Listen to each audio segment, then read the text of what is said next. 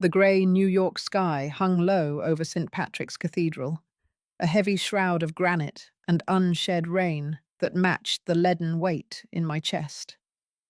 I stood at the top of the marble steps, draped in black silk that felt like armor against the biting October wind, watching the procession of black SUVs stretch down Fifth Avenue. Beside me, my daughter, Julianne, stood as still as a statue, her face hidden behind a designer veil that seemed more like a mask than a sign of mourning. Her husband, Nathan, stood on her other side, his hand resting on her shoulder in a gesture that looked protective to the flashing cameras of the press, but to me, it felt proprietary, a claim staked on a grieving family. We had just buried Arthur Rivers, a man who began with nothing in the dirt of Kentucky and ended his life as the titan of a real estate empire that defined the Manhattan skyline. He was my husband for 40 years, my partner in every gamble, and the only person who truly knew the woman behind the Vance Rivers name. As the last of the dignitaries offered their rehearsed condolences, I felt a sharp, icy chill that had nothing to do with the autumn air. It was the way Nathan looked at me, not with sympathy, but with the cold, calculating gaze of a predator who had finally seen the king fall and was now measuring the height of the throne. We returned to the estate in the Hamptons in a silence that was deafening, a thick atmosphere of unspoken agendas that made the sprawling mansion feel like a tomb. Arthur had built this house to be a sanctuary, a fortress of limestone and glass overlooking the Atlantic. But tonight, the lights felt too bright and the shadows too deep. I went to the library, the room that still smelled of Arthur's leather-bound books and the faint, lingering scent of his pipe tobacco. I needed a moment to breathe, to touch the mahogany desk where we had planned our first foundation grants. But I wasn't alone for long. The heavy doors clicked shut, and I turned to see Nathan standing there, already pouring himself a glass of Arthur's vintage scotch, as if the room already belonged to him. Julianne followed him, looking pale and restless, avoiding my eyes as she sat on the edge of a velvet armchair. Nathan didn't wait for the tea to be served or for the exhaustion of the funeral to settle. He set the glass down with a precise, metallic sound that echoed against the silence. "Mother," he began, using a title that always felt like a lie coming from his lips, "we need to talk about the transition of the Rivers Trust. Arthur's passing has left a massive vacuum in the management of the $75 million based in liquid assets, and the board is already expressing concerns about stability. Julianne and I have spent the last few hours reviewing the immediate requirements, and it's clear that the current structure is too cumbersome for someone in your state of grief." I stared at him, my heart hammering against my ribs, a slow realization of betrayal beginning to seep into my bones. "Transition? Arthur only passed 3 days ago, and you are already discussing the liquidation of the trust we built over 4 decades. Nathan stepped closer, his shadow falling across Arthur's desk, eclipsing the light from the green-shaded lamp. He spoke with a modulated tone of professional concern that I now recognized as a weaponized form of deceit. "It's not about liquidation. It's about protection," he said, his voice dropping to a persuasive hum. "The markets are volatile, and the river's legacy is a target for predators. I've already taken the liberty of initiating a temporary freeze on the primary accounts to prevent any unauthorized fluctuations while we restructure the Oversight Committee."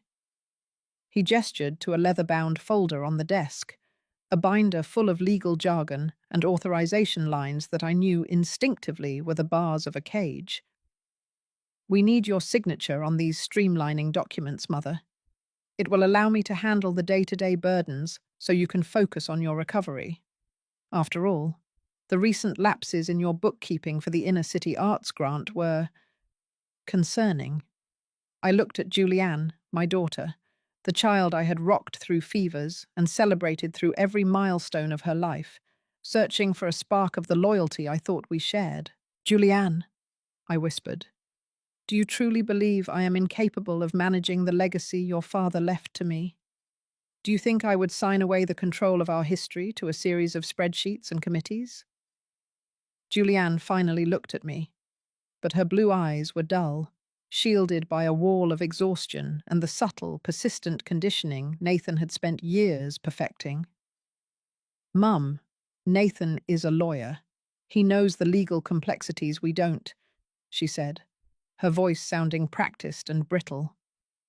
He says the evidence of the discrepancies in the trust is undeniable, and that if we don't act now, the federal oversight could be devastating. It's for the best, Mum. You're distraught, and you need to rest. The room felt as if it were shrinking, the air thick with the smell of old paper and the new cloying scent of Nathan's ambition. I realized in that moment that I wasn't just losing my husband. I was being systematically erased from my own life by the people I had trusted with my soul.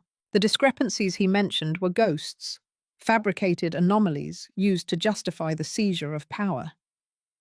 Nathan had already moved the pieces on the board while I was mourning at the graveside. I thought of Arthur's warnings, his deep-seated caution about the predators that circle immense wealth, and I realized I had let my guard down at the most critical moment. I stood up, my knees cracking, but my back straight with the dignity that Arthur had always admired. I will not sign anything tonight, I said, my voice cold and hard like the limestone of the foundation. I am the matriarch of this family, and this house is still mine. I want you both to leave. Nathan didn't argue. He simply picked up the folder, his face a masterpiece of righteous sorrow that masked a lethal patience. Of course, Mother. We'll give you the night to reflect.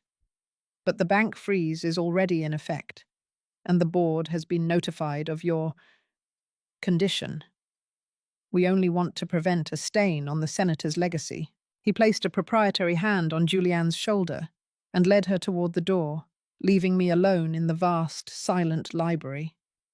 I listened to their footsteps fade down the marble hallway, the sound of my life being dismantled piece by piece. I sank back into Arthur's chair, the gold wedding band on my finger feeling like a heavy iron weight. The shock was receding, replaced by a cold, incandescent fury. They believed I was broken, a relic of a bygone era to be managed and eventually discarded. They had forgotten that I was the one who stood by Arthur Rivers when the world said we couldn't build an empire from nothing. I looked at the clock, 11 o'clock and 10 minutes at night. The house was dark, the only light coming from the moon reflecting off the restless Atlantic. My mind, sharp despite the exhaustion, began to recall the hidden layers of defense Arthur had mentioned during our last quiet evening together. He had spoken of keys, not physical keys, but names, relationships, and a network of loyalty that ran deeper than any bank account Nathan could freeze. The first key was the old desk key, he had said. I reached under the mahogany surface of the desk, feeling for the small, hidden compartment we had designed 30 years ago. My fingers brushed a cold piece of metal, a small silver key that had sat undisturbed for decades. As I held it in my hand, I realized the war for the river's legacy had officially begun, and I would not be the one to surrender. I spent the next hour at my computer, or what was left of it. Nathan had already restricted my access to the main trust servers, but he didn't know about the private encrypted drive Arthur had installed for our sensitive political communications. I logged in, my fingers flying over the keys with a precision I hadn't used in years. There it was. Operation Phoenix, a series of files labeled Hostile Internal Takeover, containing the digital blueprints of every asset, every shell corporation, and every loyalist Robert had cultivated in Washington and New York. My husband had seen this coming, not the specifics of Nathan's betrayal, but the inevitability of the vultures circling once the lion was gone. He had built a fortress around me, and I was finally standing inside the command post. I realized Nathan's mistake was his overconfidence. He believed that by isolating me, cutting off my funds, and whispering lies to my daughter, he had neutralized me. He saw a grieving widow. He didn't see the woman who had helped broker peace deals and manage a billion-dollar empire from the shadows. I reached for the phone, the secure, scrambled line that Nathan didn't know existed, and dialed the number of the one person I knew would still answer to the name of Rivers. The line clicked, and the voice of Mr. Chibeo Harrington, the senator's chief counsel for 40 years, answered on the first ring. "James," I said, my voice steady for the first time since the funeral. "It's Eleanor. The vultures are in the house, and they've already begun liquidating the municipal bonds. I need the second key." Harrington didn't ask for explanations. He knew the stakes. "The second key is the name of the man who manages the offshore security vault," he replied, his voice dry and precise as always. "You'll find it in the Geneva files under the heading Sovereign Integrity." "And Eleanor?" "Warden Sterling has been notified. He is waiting for your signal." I hung up, a cold measure of satisfaction beginning to replace the nausea. Nathan Thorne and his mother, Vivian, were enjoying their champagne tonight, believing they had secured a $75 million prize.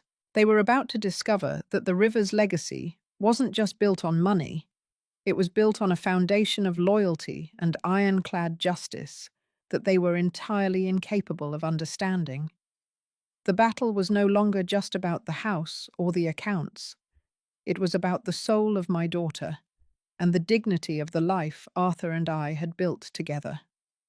As the first rays of a grey dawn began to peek through the library windows, I stood at the window, watching the tide roll in. The fall had been sudden and brutal, designed to break me, but the ascent was being planned with the meticulous care of a master strategist. I was Audrey Rivers, and this was only the beginning. Nathan Thorne believed he had locked me in a cage of his own making, but he had merely given me the solitude I needed to finish what Arthur had started. The time for silence was over. The time for the reckoning was imminent.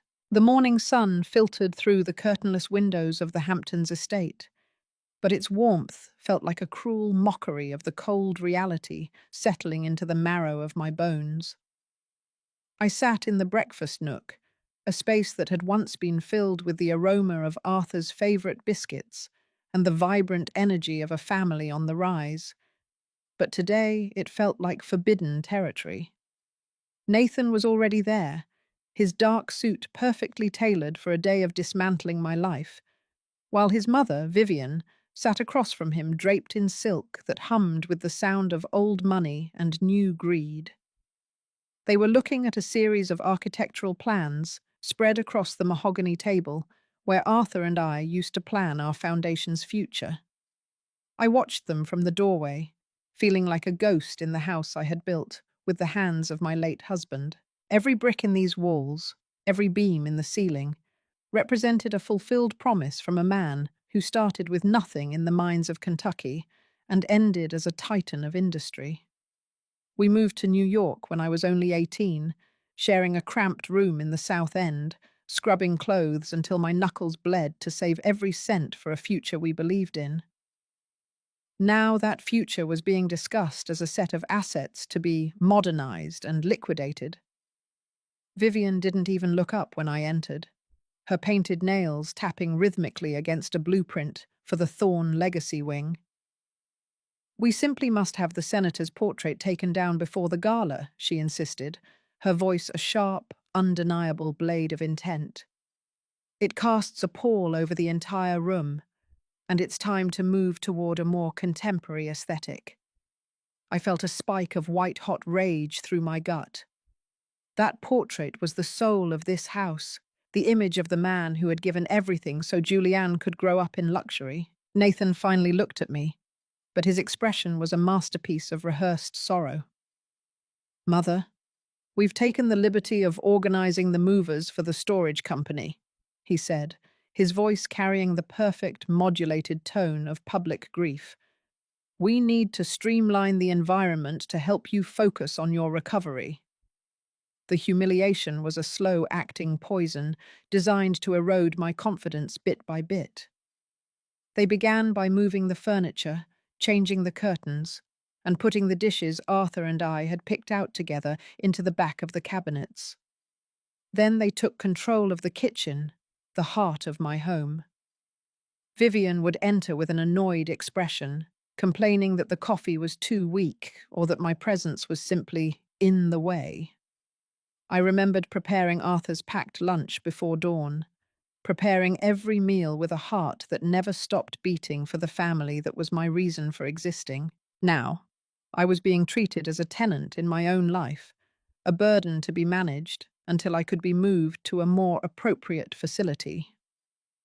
Julianne entered the room then, looking pale and fragile, wrapped in a designer trench coat that seemed like a shroud for her former self. She sat at the table with her head bowed, eating in silence while her husband and mother-in-law discussed the repositioning of her father's legacy. Mum, Nathan says the evidence of the discrepancies in the trust is ironclad, she whispered, her voice sounding practiced and brittle.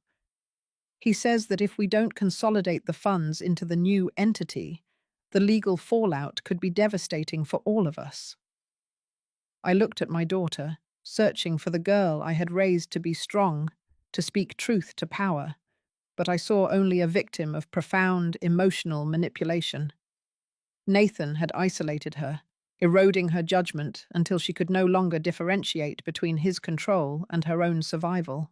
He made her believe that her testimony was an act of mercy, a way to protect the family name from my supposed mental decline.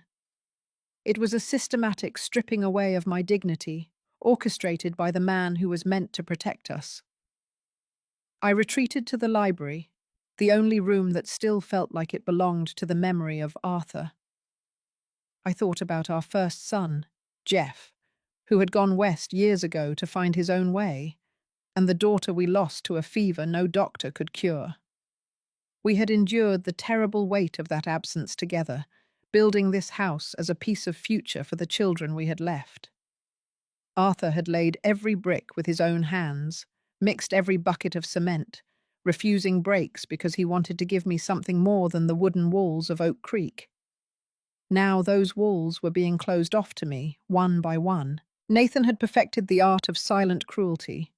He didn't yell or make scenes.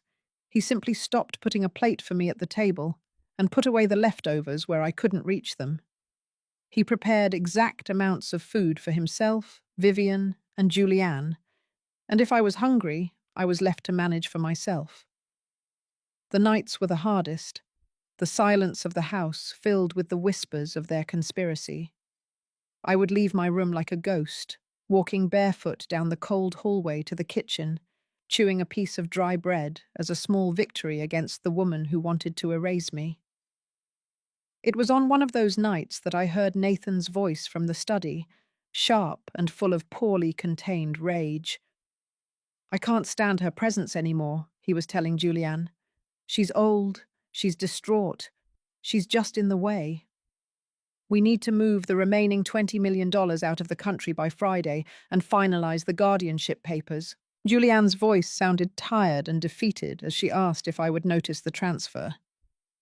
She doesn't notice anything anymore, Nathan replied with a smirk that I could feel through the door.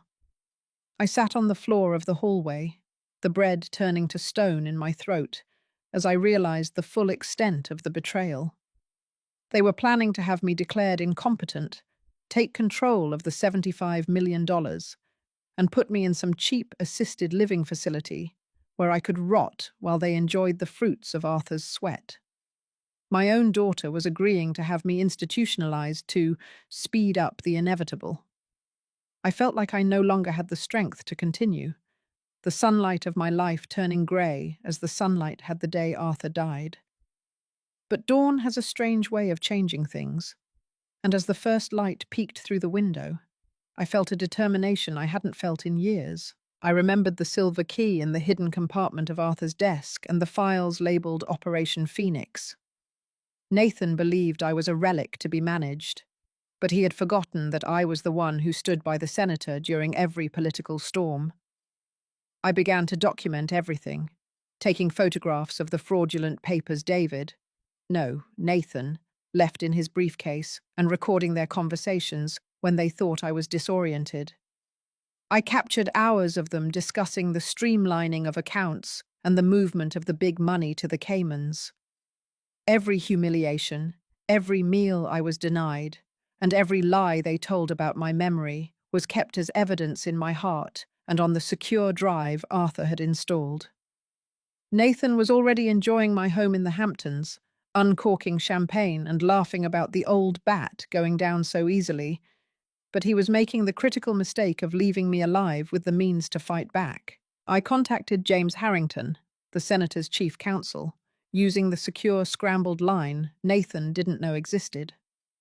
James confirmed that Nathan had already begun liquidating assets, including the Jackson Pollock painting and municipal bonds, with a greed that was not subtle. "We need to catch them in the act of the federal wire fraud," James told me. "You need to stay put and play the part of the defeated widow until they cross that international line." I spent the days acting as if I were sinking into the fog they had designed for me, letting them scold me for forgetting things and allowing Nathan to pressure me with the power of attorney documents. I watched them through the surveillance feed Arthur had installed years ago, a bizarre reality show where I was the only witness to my own dismantling. Vivian had already started planning the Thorne Legacy Gala, a vulgar celebration of their perceived victory where they planned to take down Arthur's portrait and announce the launch of their own foundation. I watched Julianne clutch an ice bucket in the kitchen, her lower lip trembling as Vivian ordered her to organize the movers for the storage company, her spirit completely broken. The sight of my daughter's absolute defeat was a colder shock than any silent meal or cold hallway. I wasn't just fighting for my reputation or the millions in the trust. I was fighting for Julianne's emancipation from the sociopath she had married. I recited Arthur's full name, Senator Robert Sterling Vance, over and over as a mantra of survival, focusing on the third key that would link the old guard to the new power. Nathan believed he had buried me, but he had merely given me the command post for the war that was about to begin. Every calorie of the grey meals I was served was fuel for the fight. Every humiliation a piece of evidence for the reckoning. The fall had been agonizing, designed to strip away my dignity and my life's work. But the ascent was being authorized by a loyalty that ran deeper than any bank account.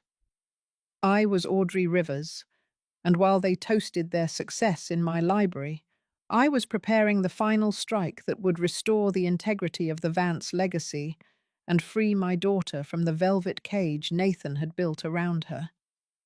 The darkness that settled over the estate was not merely the absence of light, but a suffocating, tactile weight that seemed to seep from the very walls Arthur and I had built with such hope. I sat in my room, the small back space that had once been a cheerful pantry, and was now my silent cell, listening to the house creak like a ship breaking apart in a storm. My stomach scratched with a hollow hunger that no one else heard, a silence growing from within as I stared at the cracked floor tiles in the dim light of a flickering bulb. For 2 days, I had survived on hard bread and water, hiding my miserable meals like a criminal, because I could no longer face the poisoned glares Lauren directed at me whenever I ventured toward the kitchen. The aroma of chicken casserole would float through the hallways, a cruel mockery of the life I once led, while Lauren stirred the pots with the arrogance of an owner. I felt invisible, a burden to the daughter who had once promised to care for me, now reduced to a ghost haunting the corridors of my own legacy. Nathan's campaign of psychological warfare had reached its peak, a systematic stripping away of my autonomy that made every breath feel like a struggle against drowning. He had perfected the art of silent cruelty, ensuring that my bank accounts remained frozen and my movements were monitored by the security staff he had hired to replace my loyal housekeepers. I had listened to their conversations through the thin walls, my heart turning to stone as I heard my own daughter, Julianne, discuss my deterioration with a clinical coldness. Nathan spoke of me as an obstacle between him and $75 million, a figure he threw around with the same casualness one might use for a grocery list. They were planning to have me declared incompetent, citing erratic behavior and fabricated memory lapses that they had carefully documented over the weeks. I had found the draft of the conservatorship application hidden in Nathan's briefcase, a document that claimed I was a danger to myself and required immediate legal guardianship. The betrayal was a moral cancer that ate at my spirit. But even in the depths of that abyss, I was not yet defeated. Under the loose floorboards of my room, I kept a secret that Nathan, with all his ambition, and Julianne, with all her passivity, could never imagine. It was an old tin box, rusty at the corners, containing the yellowed, fragile papers that Arthur had entrusted to me years ago. Among the faded photos and old letters lay the deeds to a piece of land on the road to Albany, a lot that had been worthless when Arthur inherited it in 1970, but which was now situated directly across from a multi-million-dollar luxury development. Nathan believed he had seized every asset, but he was blind to the black box funds and the dormant properties that Arthur had shielded from standard accounting. This land was legally mine, passed to me as the surviving spouse, because Arthur had died without a formal will for his private holdings. One afternoon, a man who introduced himself as Dr. Sanchez arrived at the house, brought by Nathan for a routine checkup that I knew was a trap. Guillaume Shaw. I saw the glances they exchanged, the condescending tone the doctor used as he asked me the day of the week and the name of the president. I remembered the notes in Nathan's files about a doctor willing to cooperate for money, and I realized this was the corrupt professional they were paying to certify my incompetence. I answered every question with a steely, quiet precision, refusing to give them the ammunition they craved. But the fear remained. If they presented a medical opinion to a cautious judge, even a fraudulent one, it could cost me everything before I had a chance to fight back. The turning point came when Nathan, fueled by his own arrogance, began to move the big money. I watched the surveillance feed on the hidden monitor, seeing him in Arthur's home office with a thick red binder, the final liquidation papers. He was talking to a known operative in a tax haven, his charm replaced by a frantic nervousness as he insisted on moving $20 million out of the country by Friday. "We need to close the Rivers Foundation," he hissed into the phone. "Transfer everything into Thorn Global Philanthropy." He was crossing the line into federal wire fraud, and he was doing it in the house my husband had built on a foundation of integrity.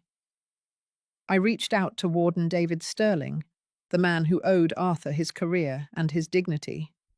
Sterling had been a state trooper whose name was cleared by Arthur years ago, and he had been waiting for the moment to pay that debt. Through a secure, scrambled line, Sterling put me in touch with the FBI Financial Crimes Unit. He managed my security with a hand-picked staff, maintaining the illusion that I was a broken, compliant widow while I acted as the eyes and ears inside Nathan's operation. I spent my days acting disoriented for the benefit of the cameras Nathan had installed. But at night, I was a general in a tactical operations center, reconstructing every transaction and identifying every forged signature. The most painful discovery, however, was not the financial fraud, but the depth of Nathan's manipulation of Julianne. I saw her on the feed, huddled and rocking on the grand staircase, watching the house be stripped of its history. Nathan had criticized her friends, her choices, and finally her sanity, until she believed she was incapable of living without his protection. He had purchased her silence with designer clothes and a new Bentley, a gilded muzzle for a daughter who had once been the light of Arthur's eyes. The sight of her broken spirit was a colder shock than any prison cell, and it forged in me a purpose that went beyond justice. By the end of the second week, the net was closing. Sterling had confirmed that the wire transfer was scheduled for 10 o'clock on Friday morning. I sat in my small room, my hands no longer shaking, watching the clock move with agonizing slowness. I had documented the conspiracy, recorded the confessions, and secured the medical evaluation from a reputable neurologist that proved my mind was perfectly healthy. Nathan and Vivian were uncorking champagne in the library, laughing about how easily the old bat had gone down, oblivious to the fact that their every word was being captured for a federal grand jury. The shock was over. The pain had been harnessed into a single, burning purpose. I was Audrey Rivers, and while they believed I was a relic to be managed, I was preparing the final strike. The house felt cold, but the fire within me was enough to burn down every lie they had ever told. I had the third key, the name of the loyalists who still served the memory of the senator, and I was ready to authorize the ascent. The darkness was absolute, but the dawn was coming, and with it, a reckoning that would decimate Nathan Thorne's empire of deceit. The grandfather clock in the foyer struck 10, each chime sounding like a funeral knell for the lies Nathan had meticulously spun. I stood behind the heavy oak door of Arthur's study, my hand resting on the cool brass handle, watching through a slim gap as the hallway swarmed with activity. The silence of the previous weeks had been replaced by a frantic, predatory energy. Nathan was barking orders at the movers, his voice sharp with a triumph he hadn't yet earned, while Vivian directed the packing of the Rivers family heirlooms as if she were reclaiming spoils of war. Julianne stood near the window, her silhouette thin and brittle against the morning light, her eyes fixed on the driveway where a black limousine waited to take me to the wellness center, the sanitized name Nathan had given to my exile. They thought they were witnessing the final act of a tragedy, but I knew the curtain was only just rising on their reckoning. I walked into the room, my steps silent on the Persian rug, and for a moment, they didn't even notice me. Nathan was holding the red binder, his thumb hovering over the biometric scanner of the encrypted laptop Arthur had left behind. He was about to initiate the wire transfer, the $20 million that would vanish into the labyrinthine accounts of the Cayman Islands. It was the definitive act of federal wire fraud, the point of no return. I cleared my throat, a small sound that felt like an explosion in the room. Nathan froze, his eyes snapping to mine with a mixture of annoyance and cold disdain.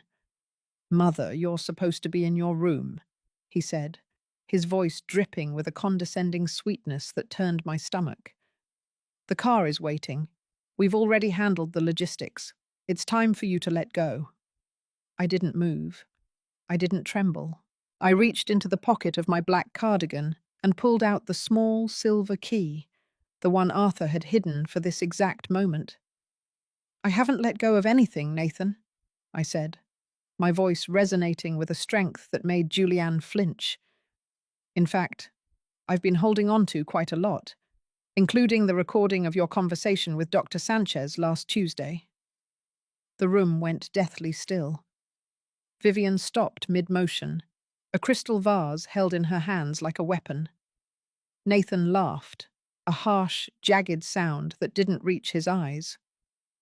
"Recordings? Mother, you're confused. The grief has been hard on your mind. That's why we're doing this. For your protection." I stepped toward the desk, the space that Nathan had desecrated with his ambition. My mind flickered back to the early days in New York, when Arthur and I had nothing but a shared dream and a relentless work ethic.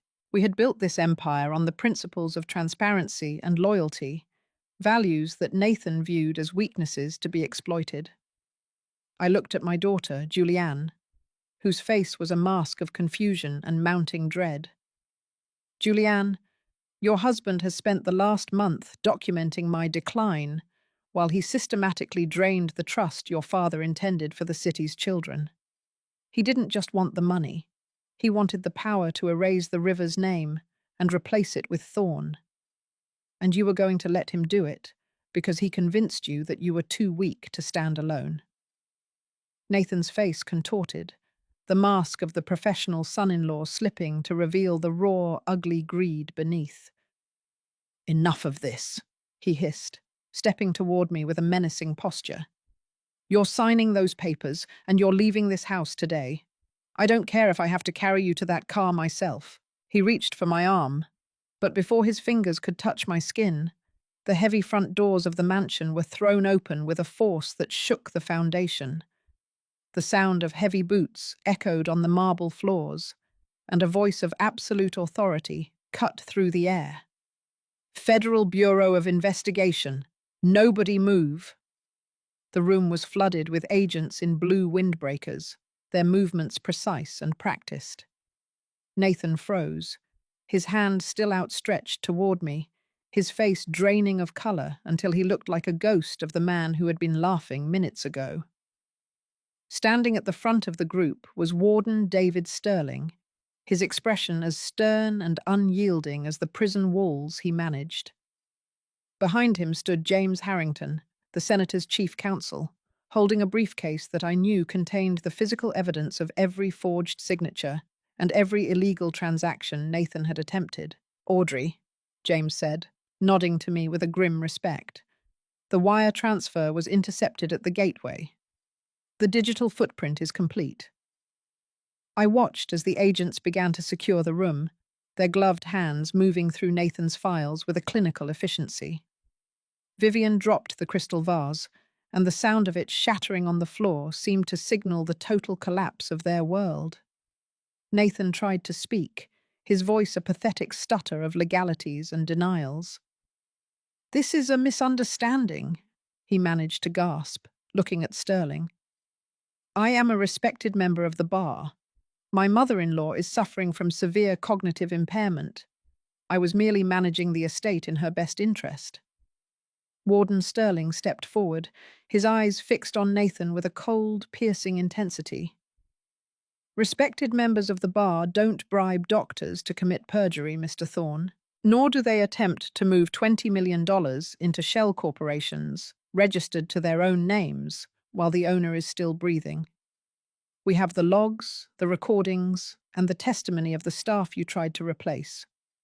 You're under arrest for federal wire fraud, embezzlement, and conspiracy to commit a felony." The sight of Nathan being forced into handcuffs was a moment of profound, icy clarity. For weeks he had treated me as a relic, a broken object to be discarded, but now he was the one being restrained, his power stripped away in a matter of seconds. He looked at Julianne, a desperate, silent plea in his eyes, but for the first time in years, my daughter didn't move toward him. She stood by the window, her breath coming in ragged gasps, as she watched the man she thought was her savior being led away in disgrace. Vivian followed, her poise shattered, her screams of indignation echoing through the hallway until they were cut off by the closing of the SUV door. The house fell into a strange, heavy silence, the air still thick with the scent of the tea I hadn't finished, and the dust the agents had kicked up. James Harrington walked over to me, placing a steadying hand on my shoulder. "It's over, Audrey," he whispered. "The accounts are being restored, and the river's trust is secure.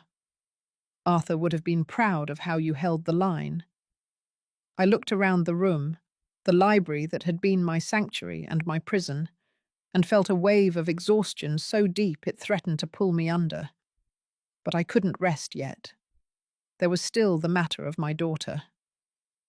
I walked over to Julianne, who was now huddled in the armchair, her face buried in her hands.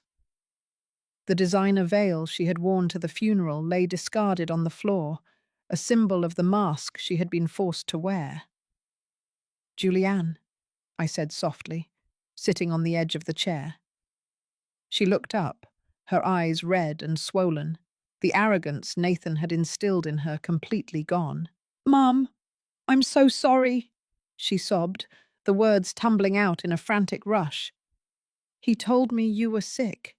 He told me the money was disappearing because of your mistakes. I was so scared of losing everything, of the scandal. I didn't know. I took her hands in mine, feeling the fine tremors that shook her body. You chose to believe the lie because it was easier than facing the truth, I said, my voice firm but not unkind. But the river's legacy isn't about the money, Julianne. It's about the strength to stand up when the world tells you to lie down. You have a long road ahead to earn back the trust you broke, but you are still my daughter, and this house is still your home. The reclamation of my life was not a sudden event, but a slow, deliberate process of rebuilding. In the days that followed, the FBI continued their investigation, uncovering a web of corruption that extended far beyond Nathan Thorne. He had been part of a network of predators who targeted wealthy widows, using legal loopholes and psychological manipulation to strip them of their autonomy. My case became the catalyst for a federal crackdown, a movement for justice that I led with the same quiet determination that I had used to build the empire with Arthur. I transformed my pain into a weapon, using the river's foundation to establish the Dignity Fund, a legal resource for those who found themselves isolated and betrayed by the people they trusted most. The humiliation that had once threatened to drown me became the foundation of my new strength. I was no longer just the widow of Arthur Rivers. I was the architect of a new kind of justice. I walked through the Hamptons estate, the sun finally breaking through the grey New York clouds, and for the first time in months, I felt the warmth on my skin. The house no longer felt like a tomb. It felt like a fortress again. But this time, the walls were built on the truth. The fall had been brutal, designed to break me, but the rise was absolute.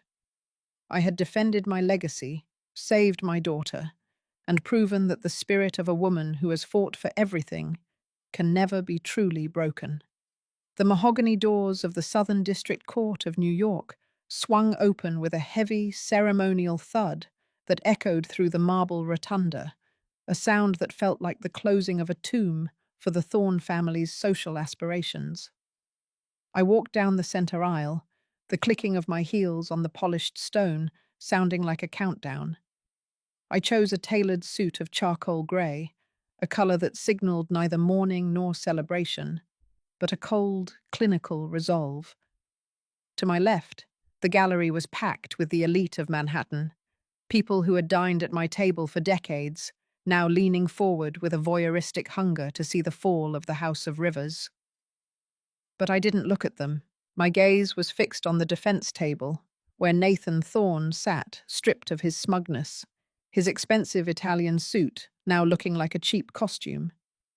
Beside him sat his mother, Vivian, her face heavily powdered to hide the cracks of a crumbling facade, her hands clutching a designer handbag as if it were a life raft in a rising tide. The trial was not just about money. It was about the systematic attempt to erase a human being's soul for the sake of a balance sheet. James Harrington stood at the podium, his voice a calm, rhythmic blade that dissected Nathan's defense before it could even begin. He presented the digital footprints, the breadcrumbs of greed that Nathan thought he had swept away. Every redirected wire transfer, every forged signature on the medical guardianship papers, and every private message between Nathan and the corrupt Dr. Sanchez was projected onto a massive screen for the jury to see. It was a forensic autopsy of a betrayal. I watched the jurors' faces change from confusion to a deep, visceral disgust as the evidence laid bare the cold-blooded nature of the conspiracy. They saw the Wellness Center brochure, a facility that was little more than a high-end prison for the elderly, where Nathan had planned to disappear me forever. When it was my turn to take the stand, the courtroom fell into a silence so absolute I could hear the hum of the air conditioning. I climbed the steps to the witness box, feeling the weight of Arthur's memory like a steadying hand on my shoulder. Nathan's lawyer, a man whose reputation was built on bullying the vulnerable, approached me with a predatory smile. "Mrs. Rivers," he began, his voice dripping with a false saccharine empathy, "you've had a very difficult year. The loss of your husband, the sudden responsibility of a vast estate. Is it possible that your memory of these events is colored by the significant trauma and cognitive fog that naturally follows such a loss? Is it possible you simply misunderstood your son-in-law's attempts to protect the family from your own lapses in judgment?" I looked him directly in the eye, my voice coming out steady and clear, echoing with the authority of a woman who had spent 40 years managing the complexities of a multi-billion-dollar empire. "Trauma does not cause one to hallucinate wire transfers to the Cayman Islands, counselor," I replied. "And grief does not fabricate the sound of my son-in-law laughing about how easily he could institutionalize me while drinking my late husband's scotch. My memory is quite sharp. I remember the exact date Nathan Thorne began his campaign of isolation. I remember the meals I was denied. I remember the coldness in my daughter's voice when she told me I was no longer capable of choosing my own path. These are not lapses in judgment. They are the calculated steps of a man who viewed a grieving widow as an inconvenient obstacle to a $75 million prize." I reached into my folder and produced the final, devastating piece of evidence, the third key. It was a letter Nathan had written to his mother, Vivian, months before Arthur had even fallen ill, detailing a long-term acquisition strategy for the Rivers' assets. He had been planning this since the moment he married Julianne. The courtroom gasped as the letter was read aloud, a blueprint for a hostile takeover of a family, written with the cold precision of a corporate merger. Vivian Thorne let out a strangled sob, but there was no sympathy for her in that room. The social standing they had spent a lifetime cultivating vanished in the span of a single afternoon. The headlines the next morning didn't speak of the tragic decline of Audrey Rivers. They screamed of the Thorne family's criminal greed. The verdict was a foregone conclusion. Nathan was found guilty on all counts: federal wire fraud, conspiracy, and elder abuse. As the judge read the sentence, the weight of the past month seemed to lift from the room, replaced by a profound sense of justice. Nathan was led away in handcuffs, his head bowed, finally realizing that the woman he tried to break was the one who had ultimately dismantled him. Vivian was named as a co-conspirator, her assets frozen and her reputation in the Manhattan social circuit obliterated. She would spend the rest of her years in a small, modest apartment in Queens, a far cry from the mansions she had tried to steal. But the most difficult confrontation happened outside the courtroom, beneath the grey sky of a New York winter. Julianne was waiting for me near the fountain, her face pale and her eyes hollowed out by the realization of what she had allowed to happen. "Mom," she whispered, the words sounding like a plea for a life that no longer existed. "I didn't know about the letter. I didn't know he was planning it for so long. I thought I was protecting you." I looked at my daughter, seeing the traces of the girl I once knew buried beneath the wreckage of Nathan's manipulation. "Understanding is not the same as forgiveness, Julianne," I said, my heart aching with a mixture of love and disappointment. "You allowed your husband to treat your mother like an inmate. You watched me wither in that house, and you chose to look away because it was easier than standing up for the truth." I handed her a small envelope, not money, but a set of keys to a small farmhouse in upstate New York, far from the toxic luxury of the Hamptons. "You won't be living in the mansion anymore," I told her. "The Rivers Trust will provide for your basic needs, but you will work for the Dignity Fund. You will spend your days helping other families navigate the same shadows that nearly consumed us. You have to earn back your soul, Julianne. You have to learn what it means to be a Rivers again." She took the keys, her hands trembling, and for the first time in a decade, I saw a spark of genuine humility in her eyes. It was the beginning of a long, painful road to redemption, but it was a road she would walk with her own feet. As I drove away from the courthouse, I looked at the New York skyline, the buildings Arthur and I had helped build, the parks we had funded, the legacy that was now secure. The systematic dismantling of the Thorn influence was complete. Every board Nathan had sat on, every club Vivian had belonged to, and every project they had touched was being scrubbed clean of their presence.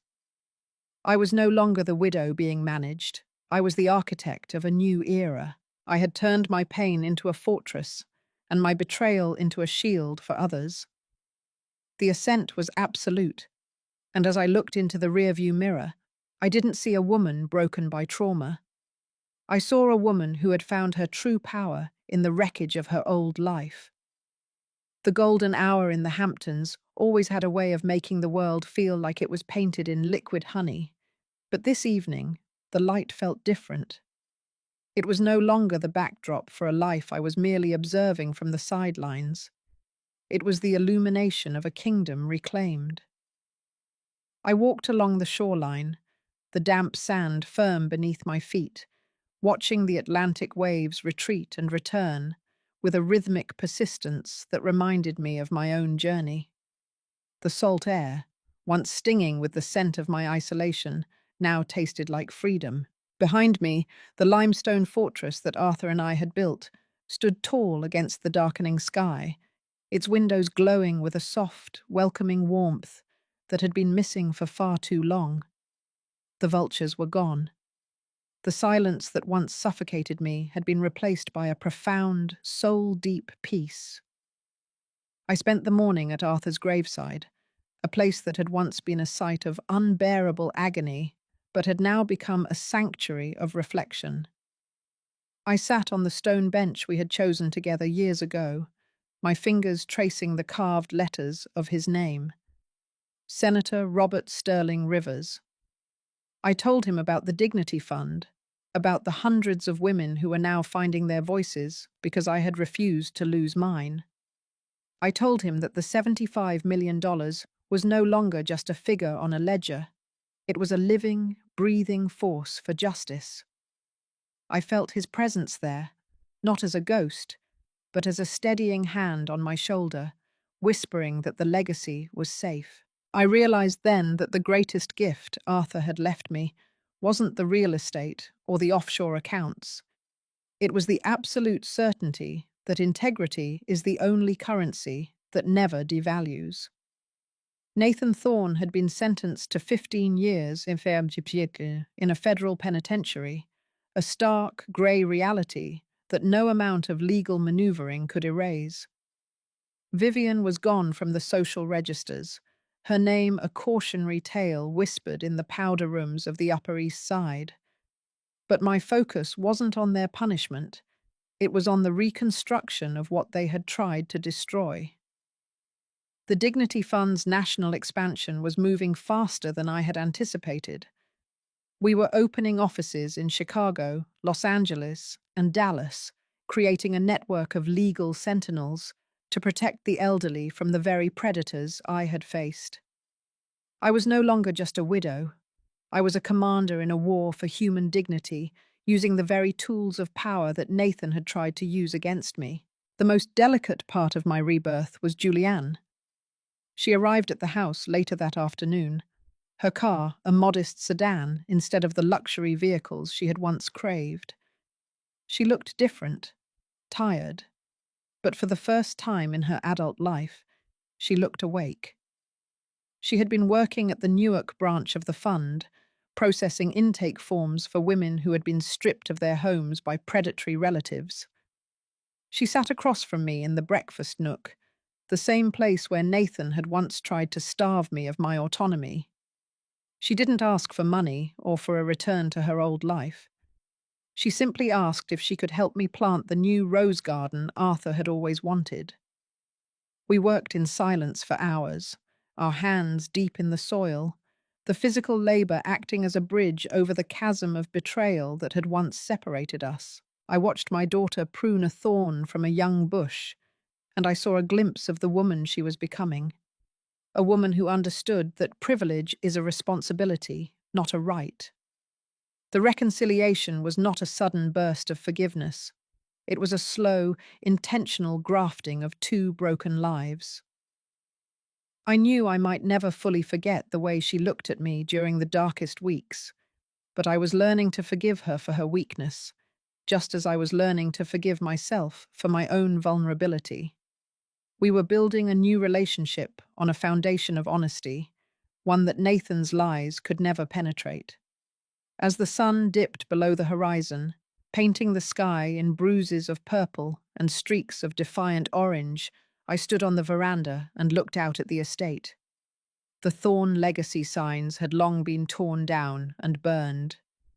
In their place stood a simple plaque near the entrance, "The River's Sanctuary for Justice." I thought about the moments when I was huddled in the dark pantry, chewing on dry bread and wondering if my life had any meaning left. I realized that the fall was necessary for the rise to be so magnificent.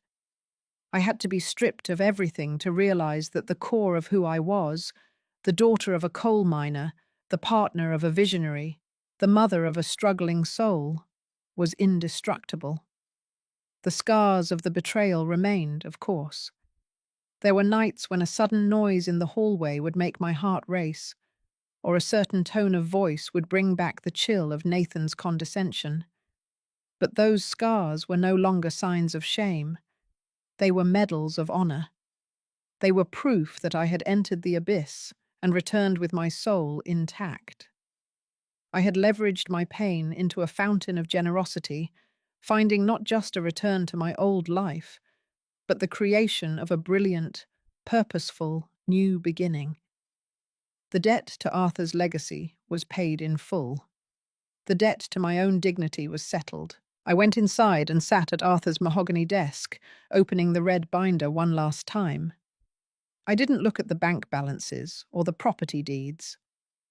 I looked at a photograph of us from 40 years ago, standing in front of our first apartment in Queens, leaning on each other with a fierce, unbreakable love. I realized then that the most valuable asset I possessed wasn't in a vault in Geneva or a trust in Manhattan. It was the resilience that allowed me to turn a wound of treachery into a legacy of hope.